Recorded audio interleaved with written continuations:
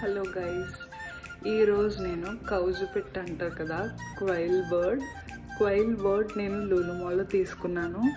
So Lulu మాల్లో తీసుకున్న కౌజు పిట్ట ఫ్రైని ఈరోజు నేను చేస్తున్నాను. So let's get in to the video. ఈ విధంగా క్వైల్ బర్డ్ ఇలా ప్యాకెట్లో ప్యాక్ చేసి వస్తుంది. ఎప్పుడైతే ప్యాక్ చేశారో యూస్ బై అంతా ఉంటుంది అనమాట.